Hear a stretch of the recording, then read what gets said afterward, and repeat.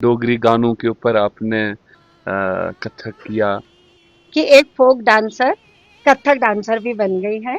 मतलब सीखा है तो गुरु कृपा है। और ब्रिजू महाराज जी के यहाँ पे मैंने सीखा, वहाँ के बैले में काम किया। मतलब वो मुझे पर्सनली जानते थे, इससे बड़ी क्या बात होती है। मतलब जब भी मैं जाती थी तो यही बोलते थे, आ जाओ मंजू पहाड़न आ जाओ, ऐसे अच्छा करके बुलाते थे। अच्छा आया आया अतरिया पे कोई। नजर का ठहराव कैसा होता है, अंग की फ्रेमिंग कैसी होती है, ये सब मैंने वहां जाके देखा कि तो मुझे लगा कि अच्छा हुआ मैं गई। क्योंकि जब मैं यहाँ थी जम्मू कश्मीर में, मुझे मैं ही डांसर थी, हम्म। कोई डांसर नहीं था।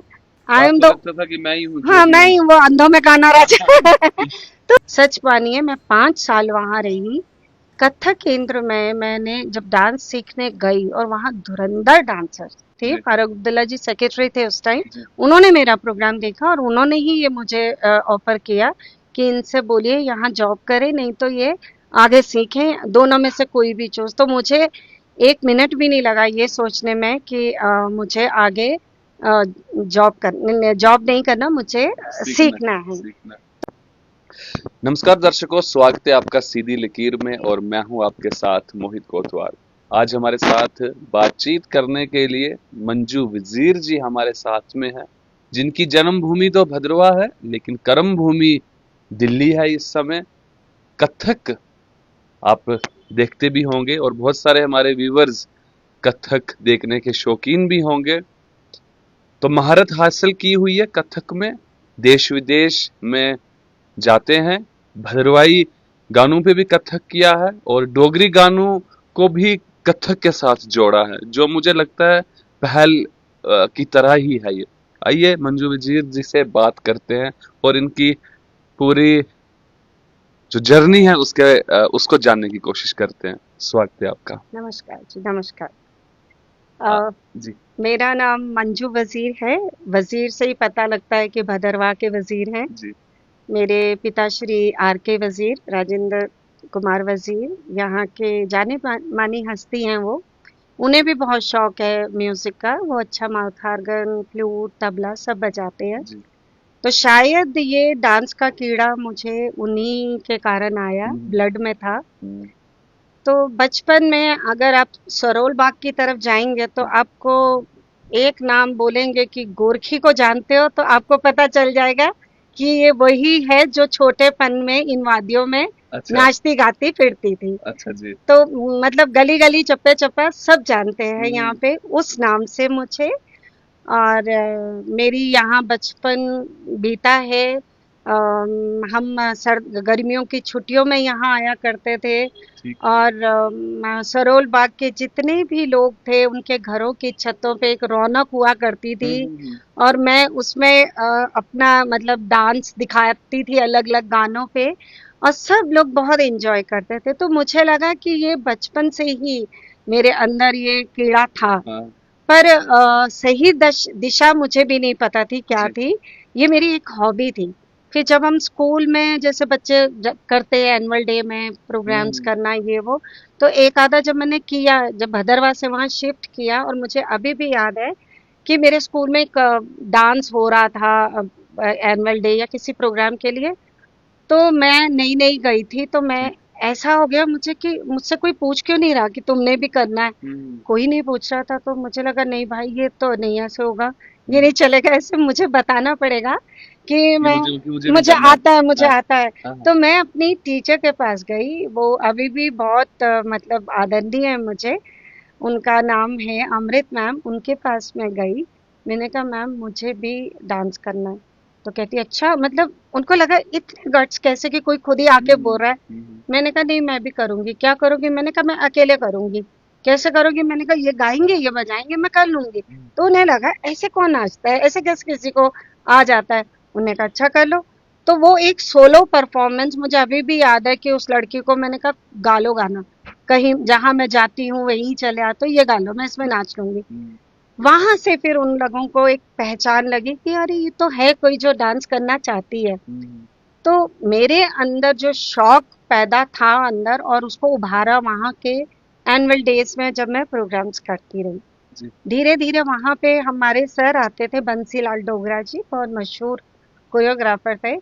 उन्होंने मुझे मतलब जैसे जैसे मैं बड़ी होती गई स्कूल में, आफ्टर 12th उन्होंने मुझे ये अपना कल्चरल एकेडमी में ज्वाइन कराया, उस ठीक। ट्रुप में। हम्म, फिर मैंने वहाँ पे जेएनके कल्चरल एकेडमी में बहुत प्रोग्राम किए, हम्म। मतलब अलग अलग जगहों में। तो उस समय में आप कथक ही करते थे नहीं नहीं या अलग या जो डांस होता है वो? नहीं नहीं नहीं, कथक नहीं करती थी। हम्म। दो की कथक मुझे बचपन में, मेरे एक अंकल थे, मालवीय अंकल बोलते थे, बहुत अच्छे तबला आर्टिस्ट थे, रेडियो में थे।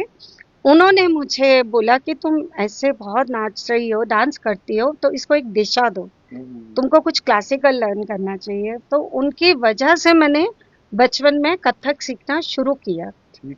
बट वो एक प्रॉपर नहीं था, क्योंकि रुझान मेरा थोड़ा फोक की तरफ था। अच्छा अच्छा। तो थोड़ा थोड़ा करती रही, डिग्री भी हासिल करी। हम्म। बट वो समझ नहीं थी, होता है ना कि भाई कि अभी तो हाँ प्रोग्राम मिल रहा हाँ है हाँ तो हाँ कर रहे हैं, तो हाँ, सब हो मतलब रहा है, लोग देख रहे हैं देख तो रहे हैं तो तो स्टेज चले मिल रहा है। स्टेज मिल रहा है, हाँ हाँ तो वो यही चल रहा है तो यही चलने दो, यही हाँ। चलने दो, जी। वही वही। तो वो सब जब देखा मैंने, तो मैं एकेडमी में करती गई फोक डांस, अच्छा मतलब प्रोग्राम जगह जगह खूब किए। उसके बाद एकदम मुझे स्ट्राइक किया कि नहीं, ये तो मैं कर रही हूँ, पर मुझे शायद एक मतलब प्रॉपर इसकी ट्रेनिंग चाहिए, जो मेरे पास थी नहीं। हम्म, मतलब कोई मुझे सिखा रहा है ये और करो, बट वो व्याकरण, वो जो कथक में है, इट्स मतलब प्रॉपर व्याकरण है, इट्स हम्म, ग्रामर। हम्म। तो वो आपको तभी आएगी जब आप कोई क्लासिकल फॉर्म सीखोगे। जी। और अपना हिंदुस्तान तो भरा पड़ा है इन सब बिल्कुल चीजों बिल्कुल से। बिल्कुल।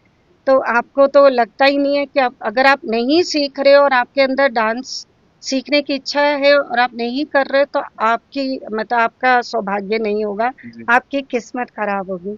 तो फिर कथक की तरफ जब आपने कदम बढ़ाया तो कहाँ पर स्टार्ट किया आपने सीखना, और पहला स्टेज कौन सा मिला आपको जहाँ पर आपको यानी कि कथक के नाम से जाने लगी? मंजू वजीर जी जो हैं वो कथक बहुत अच्छा करते हैं, क्योंकि जब आप किसी स्टेज पर या कोई आपको ऐसा प्लेटफॉर्म मिलता है जहाँ से आपको एक पहचान मिलती है पहचान सीखने के बाद, जी। तो वो हमें वो वाला जो आपकी लाइफ में वो वाले पल हमें सुना दीजिए।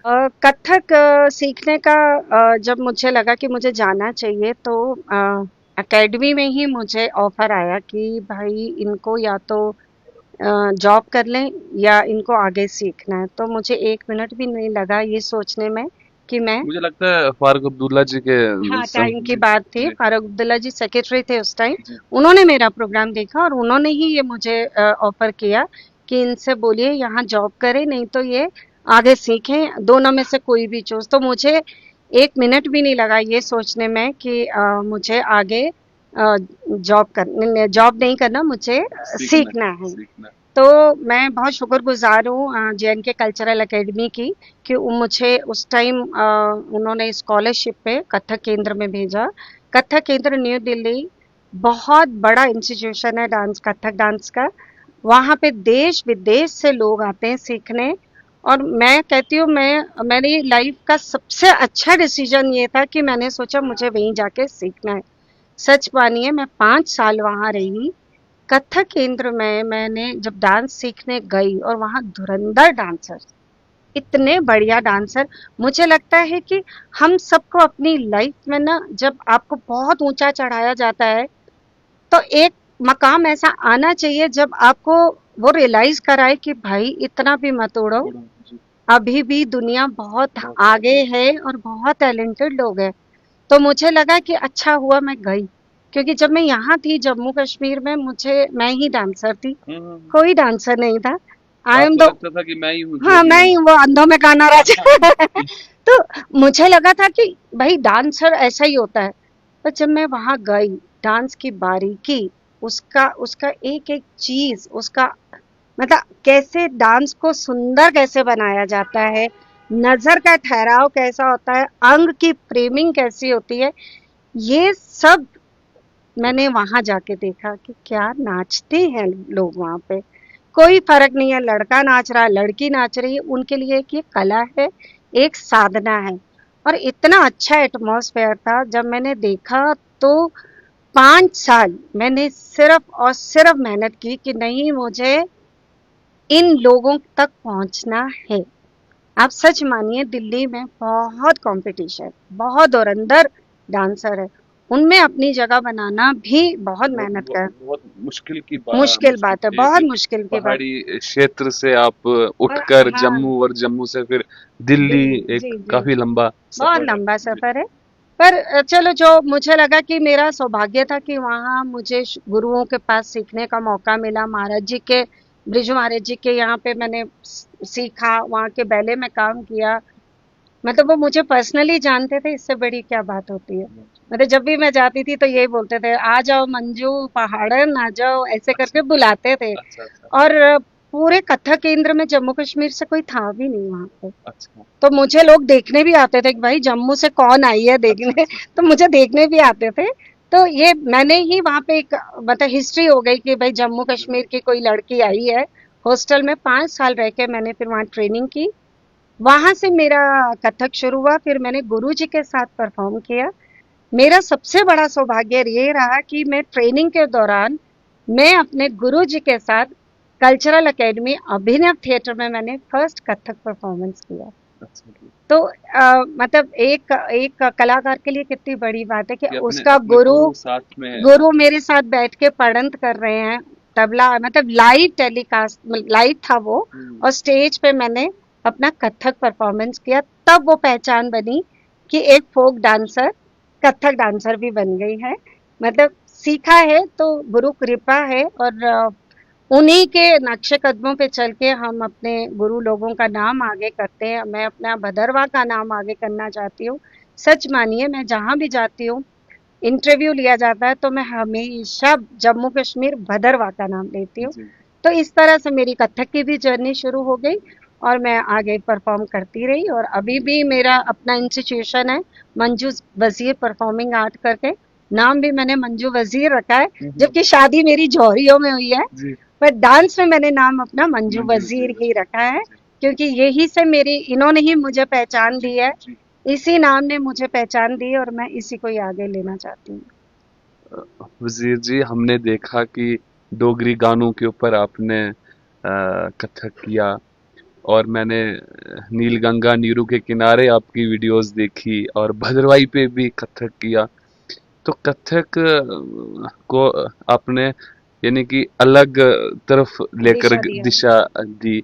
तो इसके पीछे का क्या कारण था कि भद्रवाही और उसमें, क्योंकि कथक का तो अपना म्यूजिक रहता हाँ है, जी। क्लासिकल रहता है, तो इस तरफ ये कैसे क्या था? मेरी एक सोच है कि अपने लोगों तक पहुंचना है अगर, तो वहाँ का खान पान, वहाँ का रहन सहन और वहाँ का कल्चर आर्ट, जितना आप उसके करीब जाओगे लोग उतने ही आपसे जुड़ते हैं। तो मेरे पास जो कला थी कथक की, मुझे लगा कि मैं अपने अपने आम लोगों से, अपने फोक लोगों से कैसे जुड़ूं। तो मैंने ये किया कि डोगरी गानों पे फ्यूजन तैयार किया, कथक किया।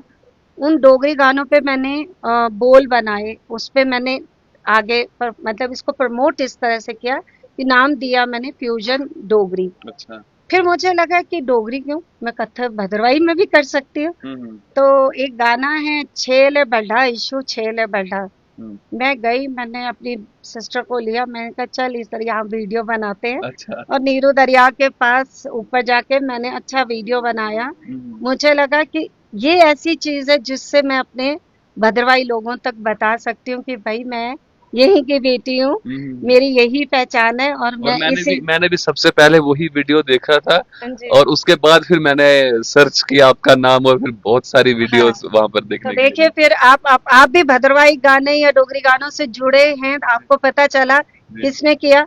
तब जाके आपने मुझे भी ढूंढा, तो हम्म। मेरी तो मशहूरी हो ही गई फिर जी ऐसे। जी जी जी। तो इस तरह से मेरी कथक की जर्नी, और थोड़ा इम्प्रोवाइजेशन बोलते हैं इसको, क्रिएटिविटी बोलते हैं, तो हम्म। वो जारी होना रखी, चाहिए। होनी चाहिए, वो जारी रखी।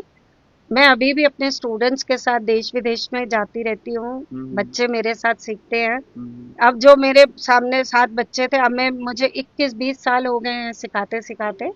तो अब वो अभी अभी कितने बच्चे हैं आपके पास सीखने वाले? अभी मेरे पास स्कूल में तो बहुत सारे हैं, आते रहते हैं। अपने घर में भी मेरे पास 30-35 बच्चे हैं अच्छा अच्छा। जो सीखते हैं, और उनको मैं एग्जाम भी दिलाती हूँ और प्रॉपर कथक सिखाती हूँ। हम्म, हालांकि मेरा रुझान फिल्मी में भी काफी है। हम्म, यहाँ लोग मुझे फिल्मी गानों की वजह से ज्यादा जानते थे, क्योंकि क्योंकि बचपन में जब आप यहाँ पर क्योंकि नाचते तब तो फिल्मी में ही हाँ, कथक की जर्नी तो बाद में बाद शुरू में हुई। शुरू हुई थी। जी।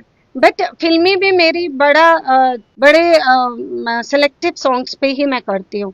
थोड़ा सेमी क्लासिकल टाइप के पुराने गाने, हम्म, इस टाइप के गानों पे करती हूँ। ऐसा नहीं कि कोई भी गाने पे कर लिया। हम्म, तो थोड़ा सेमी क्लासिकल या पुराने जमाने के मेरे पापा के टाइम के गाने उन पे मेरा अच्छा था। जी। तो यही फिल्मी गानों के कारण मैं एक बॉम्बे में बूगी वूगी शो होता है, अच्छा। तो उसका भी ऐसे ही आया था कैप्शन ना, सोनी टीवी पे आता था वो। तो वहां पे आ रहा था मदर स्पेशल, तो मैं एक बच्चे की माँ भी हूँ। हम्म, तो वो आ रहा था तो मेरे को लगा कि इस पे जाके देखती हूँ। हम्म, तो एक दो दिन तो मैंने सोचा जाती हूँ। बट फिर मैं गई वहां पे, कोई थे मतलब 5,000 मदर्स थी, जिसमें उन्होंने 2,000 को सिलेक्ट सिलेक्ट किया। किया। 2,000 में फिर 12 सिलेक्ट हुई, तो मैं उन 12 में से थी। फिर 12 में से 8 सिलेक्ट हुई, फिर मैं 8 में थी। फिर 8 के बीच में इंटर कंपटीशन हुआ, हुआ। तो मैं सेकंड आई उसमें। दूसरे नंबर पे आ रहा हाँ है जी, तो बहुत खुशी हुई होगी उसे। बहुत ज्यादा बहुत ज्यादा कि वैसे मुझे कौन थे उसमें, जज कौन थे? जो वो नावेद और जावेद जी, अच्छा अच्छा। है ना, वो जगदीप जी के जो बेटे हैं, ठीक जावेद ठीक ठीक, जाफरी और हाँ नावेद, उनका ही शो था। हाँ हाँ। और रवि बहल जी, अच्छा। तो है मेरी उसकी वीडियो आप देख लीजिएगा। बल्कि उसका जो मैंने ऑडिशन दिया था जिस पे आया आया अटरिया पे, अच्छा अच्छा। आया आया अटरिया पे कोई इस गाने पे मैंने कोरियोग्राफ करके किया था और उसी पे सिलेक्शन हुआ था। वो गाना मैंने यूट्यूब पे डाला है और आप देखिएगा उसमें कितनी मिलियन लाइक्स आई हैं। अच्छा। हाँ। आपका जो जिस पे आप अपनी वीडियोस डालते हैं, अगर लोग जो हमारे व्यूअर्स आपको देख रहे हैं इस समय, वो अगर देखना चाहें कि मंजू वजीर जी कैसा कथक करती हैं, कैसा डांस करती हैं, तो कहाँ पर जाकर क्या सर्च करें ताकि आपकी वीडियो सामने आ जाए? बड़ा सिंपल नाम है जी मेरा, मंजू वजीर। हम्म। मंजू वजीर के नाम से आप फेसबुक पे जाइए, इंस्टा पे जाइए और आप यूट्यूब पे जाइए। तो आपको मेरे बारे में सब खबर मिल जाएगी। जी। पब्लिक अकाउंट है, बिकॉज आर्टिस्ट हूँ तो मैं उसको प्राइवेट नहीं रखती। हम्म, और जो है वो सामने है। जी। कैसा डांस आपको लगेगा वो आप देख के बताएंगे। देखिए मैं क्या बोल रही हूँ, मैं अपना ही सिर्फ सीखने की जर्नी बता रही हूँ, हम्म, मैं सिर्फ करने की जर्नी बता रही हूँ। मैं करती कैसा हूँ वो तो दर्शक ही वो तो डिसाइड दर्शक और करेंगे। दर्शक, जी जी। तो वो मैं आप लोगों पे छोड़ती हूँ हम्म, कि मेरी कला को आप किस नजरिए से देखना चाहते हैं, कैसे देखना चाहते हैं, जी या आप कितना पसंद करते हैं, ये आपके ऊपर है। जी। वजीर जी, हमने आपकी जो जितना भी आपका यहाँ से आप जम्मू, जम्मू से दिल्ली, दिल्ली से फिर मुंबई तक का सफर और आपका पूरा कथक में जो भी आपने उपलब्धियां पाई और अभी बच्चों को सिखाया, उसके ऊपर तो हमने बातचीत की। मेरा आखिरी सवाल है आपसे, यहाँ की एडमिनिस्ट्रेशन को, प्रशासन को क्या कहना चाहते हैं आप कि यहाँ के जो लोग हैं, जैसे आप तो यहाँ से जम्मू जाना पड़ा, और वो तो चलिए फैमिली के वैसा था आपके पास, पिताजी मुलाजिम होंगे या जो भी था, तो आप वहां पर जम्मू गए, और वहां से अगर आप यहीं रहे होते तो मुझे लगता है फिर यहीं होते, हम्म। फिर अभी दिल्ली नहीं होते। तो यहाँ पर भी कुछ बहुत सारे बच्चे ऐसे होंगे जो जिनको म्यूजिक के साथ प्रेम है या नाचना पसंद है उनको, कोई भी कला हो सकती है किसी में भी, तो उसके लिए क्या करना चाहिए प्रशासन ने यहाँ पर? पहली बात तो मुझे लगता है कि यहाँ क्लासिकल के लिए कुछ वर्कशॉप्स रखनी चाहिए। और बच्चों को अगर सीखना, जैसे मैं कल गई थी प्रोग्राम में, रवि ठाकुर जी ने किया था जो, हम्म, उस पे मैंने देखा वो बच्चे गा रहे हैं और अच्छा बजा रहे हैं, तबला बजा रहे हैं। तो मैं यही सोच रही थी कि इन्होंने कहाँ सीखा है। हम्म, तो कहीं तो वो भी बच्चे सीख के आ रहे हैं। पर मैं भी चाहूंगी कि नेक्स्ट टाइम मैं जब आऊं तो मैं यहाँ एक वर्कशॉप कंडक्ट करूं। बस यहाँ के प्रशासन से मेरी एक रिक्वेस्ट है कि वो मुझे थोड़ा सा जगह बताएं या बच्चों को अवेयर करें इस चीज के लिए, क्योंकि मैं यहाँ जानती नहीं हूँ अभी हम्म, किसी को। हम्म। बट यस, मुझे लगता है यहाँ थोड़े थोड़े वर्कशॉप होने चाहिए, थोड़ी हर अवेयरनेस हर होनी हर चाहिए किसी फील्ड में। जी मतलब हाँ, चाहे हाँ। वो तबला हो, चाहे वो हम्म, डांस हो या कीबोर्ड हो या कोई भी म्यूजिकल फील्ड हो, हम्म, इन दैट मैटर, मतलब आर्ट का कोई भी फील्ड हो, अगर वर्कशॉप अगर आप लेते रहेंगे ना, तो मुझे लगता कि थोड़ी अवेयरनेस आएगी। जी जी जी। जबकि अब काफी आई है, जब मैं थी तो तब तो कुछ भी तब नहीं तो था। कुछ भी नहीं था। मैं तो बहुत साल पुरानी बात कर बिल्कुल रही हूँ, तब बिल्कुल। तो कुछ भी नहीं था। हम्म। तो मतलब मैं तो जम्मू गई। माता पिता का भी काफी सपोर्ट रहा होगा इसमें, क्योंकि आप लड़की हैं और नाच रही हैं। उस समय वो समय भी वैसा ही था कि जहां तक मैं सुनता हाँ हूँ कि हाँ, बहुत पाबंदियां हुआ पाबंदी, करती थी जी उस जी। समय में। तो उसमें तो मुश्किल नहीं आई आपको?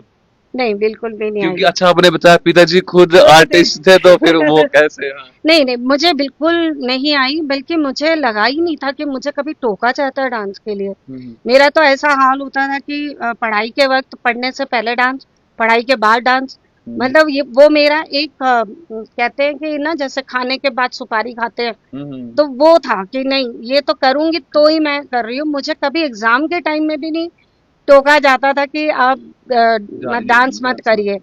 यहाँ तक कि मेरी कॉलेज में एक मेरी प्रोफेसर ने मुझे बोला, मंजू अब पढ़ लो, एग्जाम आने वाला है। तो मैंने कहा मैम, एक महीना दे देना, फिर मैं ऐसी पढ़ाई करूंगी, आप ही हैरान हो जाओगे कि नंबर कहाँ से आ गए। तो फिर मैं जम के पढ़ती भी थी। पर मैं अभी भी अपने बच्चों को ये हमेशा बताती हूँ, आप लोगों को नहीं पता है, मुझे कभी नहीं टोका गया था। और ये हमारे लिए एक एनर्जी है, बूस्टिंग एनर्जी है, कि अगर आपको पढ़ाई भी करनी है तो आप नाच लो पहले। देखो कैसे आपका माइंड रिफ्रेश होता है। ये मैं अपने बच्चों को हमेशा बोलती हूँ। और देखिए, जो कलाकार होता है, खास करके डांसर, वो अपना राइट और लेफ्ट दोनों लिम्स का इस्तेमाल करेगा। हाथ दोनों जाते हैं, पाँव चलते हैं। नॉर्मली जो लिखने वाले हैं तो खाली राइट से ही लिखेंगे, तो लेफ्ट दिमाग थोड़ा बैठा रहता है, क्योंकि राइट का ज्यादा यूज हो रहा है। बट डांसर या आर्टिस्ट दोनों हाथों का इस्तेमाल कर रहा है, पूरी बॉडी आपकी इस्तेमाल हो रही है, तो आपके ब्रेन उतना खुल रहा है। तो मैं तो, मेरे जितने बच्चे हैं वो पढ़ाई में भी अच्छे हैं, क्योंकि दोनों तरफ का ब्रेन बिल्कुल। शार्प हो रहा है। तो कला ऐसी चीज है, ये आपको आपको जरूरी नहीं है कि आपको डांसर ही बनना है। जैसे स्कूल में बच्चे जो सीख रहे हैं, वो डांसर नहीं बनेंगे, उनका अलग अलग एम है। बट जो स्टेज पे कॉन्फिडेंस उनको आता बिल्कुल है, बिल्कुल। एक बारी वो स्टेज पे हम्म, खड़े हो जाते हम्म, हैं, तो मुझे लगता है ये जो कॉन्फिडेंस है, इनको उनके अपने बिल्कुल। प्रोफेशनल लाइन में भी बहुत बहुत साथ देता बहुत है। बहुत साथ देता तो है, ये हम बिल्कुल लोग सही कहा। बहुत मतलब बच्चों को ये करिकुलम एक्टिविटीज में, को करिकुलम एक्टिविटीज में बहुत सपोर्ट करते हैं।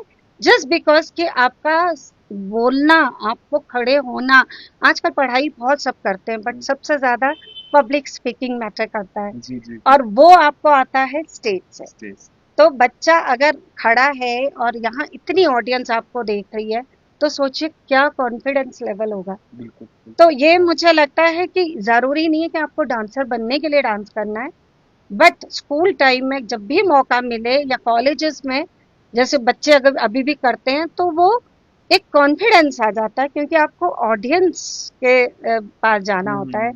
और एक कलाकार का एक धर्म होता है कि आप अपनी कला को इस तरह से प्रस्तुत करो कि उसका जो रस है वो ऑडियंस और उठा पाए। तो उनको मैं, आनंद आए। उनको यानी आनंद कि है। कलाकारी हो ऐसी कि जो समय को बांध दे, बिल्कुल, है समय ना? को बांधे, आपको लगे ही नहीं, और आपके अंदर वो दम हो कि आपके दर्शकगण जो हैं वो उसका लुत्फ उठा पाए, उसका रस अनुवाद कर पाए। जी, बहुत बहुत धन्यवाद मंजू वजीर जी। हमने इस समय बातचीत की कथक में जिन जो डांस करते हैं, कथक, मंजू वजीर जी के साथ। भद्रवा की बेटी है, जन्मभूमि भद्रवा है, मैंने आपको पहले ही कहा। कर्म भूमि इस समय दिल्ली है। और आप भी देखिएगा, इनकी वीडियोस काफी अच्छी हैं। और भद्रवाही डोगरी जो कि हमने बातचीत की हर एक विषय के ऊपर कि किस प्रकार से भद्रवाही गानों पर, डोगरी गानों पर इन्होंने गाया, और बच्चों के लिए अच्छी सीख दी कि ये नहीं है कि आप पढ़ाई कर रहे हैं तो उसमें अगर समय लगा रहे हैं तो फिर आप पढ़ाई नहीं कर पाएंगे। आपका माइंड, उससे आपका माइंड और शार्प होगा और बड़ा होगा, और आपको पढ़ाई में और ज्यादा मन लगेगा। पर्वत कोतवाल के साथ मोहित कोतवाल, द स्ट्रेट लाइन के लिए। नमस्कार।